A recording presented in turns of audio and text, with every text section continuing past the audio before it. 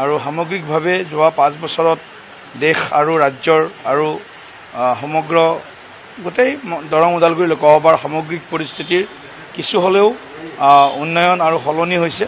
গতিকে আমি ভাবিছোঁ এইবাৰ ভোটাৰদাতা ৰাইজে এবাৰ একদম স্বতঃস্ফূৰ্তভাৱে উন্নয়নৰ পক্ষত নৰেন্দ্ৰ মোদী ডাঙৰীয়াক মানে প্ৰধানমন্ত্ৰী পোৱাৰ হেঁপাহেৰে তেওঁলোকে ভোটদান কৰিছে। আৰু এইবাৰ ব্যাপক ব্যৱধানত মই আজি সংখ্যা ক'ব নোৱাৰিম, তথাপিও 4 লাখতকৈ যেন অধিক ব্যৱধান হোৱাৰ সম্ভাৱনা আছে। 6,80,000 মুছলিম সংখ্যালঘু ভোটাৰ, প্ৰায় 1 লাখৰ ওপৰ খ্ৰীষ্টান সংখ্যালঘু ভোটাৰ, গতিকে প্ৰায় 8 লাখ ভোটাৰ। গতিকে 8 লাখ ভোটাৰৰ 7 লাখমান হয়তো ইয়াত হৈছে ভোটদান হৈছে। গতিকে 7 লাখ ভোটাৰৰ আমিও 1.5 লাখমান ভোট সংখ্যালঘু ৰাইজৰ ভোট মন্ত্ৰী ডাঙৰীয়াই হিমন্ত বিশ্ব শৰ্মা ডাঙৰীয়াই পাব। গতিকে আমিও 1.5 লাখমান ভোট পাম। বাকী 11 লাখতকৈ অধিক আমাৰ সংখ্যাগুৰু ভোট পোল হৈছে, কিন্তু আমিতো সংখ্যাগুৰু হিচাপে চোৱা নাই। আমি আপোনালোকে সোধাৰ কাৰণে কথাখিনি ক'ব লগা হৈছে। আমাৰ কথাটো হ'ল আমি সবকা সাথ সবকা বিকাশ। আগতে সংখ্যালঘু ৰাইজে আমাক ভোট দিয়া নাছিল বা খুব কমকৈ দিছিল।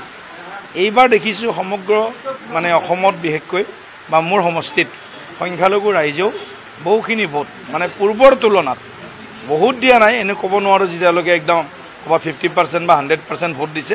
কিন্তু আগত যদি 1% আছিল বা 0.5% ভোট আছিল, এইবাৰ 10-15%লৈকে তেওঁলোকৰ ভোট বৃদ্ধি হ'ব বুলি মই আশা কৰিছোঁ। মঙলদৈৰ যিজন বিধায়ক বসন্ত কুমাৰ দাস ডাঙৰীয়াই তেখেতে আমাক প্ৰকাৰান্তৰে সকলো প্ৰকাৰৰ সহযোগিতা আগবঢ়াইছে।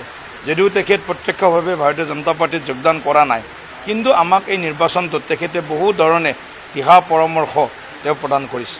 দেশৰ যি ৰাজনৈতিক যিটো ধাৰা, এই ধাৰাটো আকৌ এবাৰ দেশৰ জনগণৰ স্বাৰ্থত নৰেন্দ্ৰ মোদী ডাঙৰীয়াই প্ৰধানমন্ত্ৰী হ'ব বুলি সম্পূৰ্ণ আশা আৰু বিশ্বাস প্ৰত্যয়েৰে আজি আমি সকলো সাজু।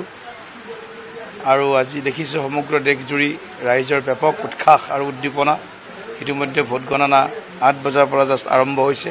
গতিকে আমি আশাবাদী নৰেন্দ্ৰ মোদী ডাঙৰীয়াৰ নেতৃত্বত দেশত তৃতীয়বাৰৰ বাবে বিজেপি লেড NDA চৰকাৰে ৰাইজৰ বিশ্বাস আৰু আস্থা জয় কৰিবলৈ সক্ষম হ'ব।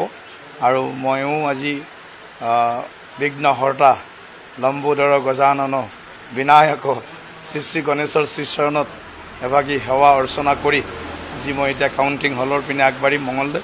গতিকে মই ভোটদাতা ৰাইজলৈ পোনপ্ৰথমে আন্তৰিক ধন্যবাদ আৰু কৃতজ্ঞতা জ্ঞাপন কৰিছোঁ।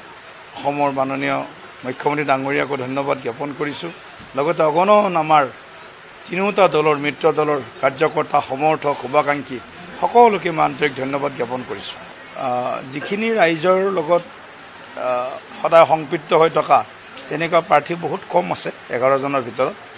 তথাপিও আমি যিহেতু গণতান্ত্ৰিক পৰম্পৰা, যোনে 25 বছৰৰ ওপৰ সকলোৱে নিৰ্বাচন খেলিব পাৰে ভাৰতবৰ্ষৰ যিকোনো ভোটাৰে, গতিকে সকলোৰে অধিকাৰ আছে, সকলোৱে ইলেকশ্যনত অৱতীৰ্ণ হৈছে, সকলোলৈকে শুভেচ্ছা দিছোঁ।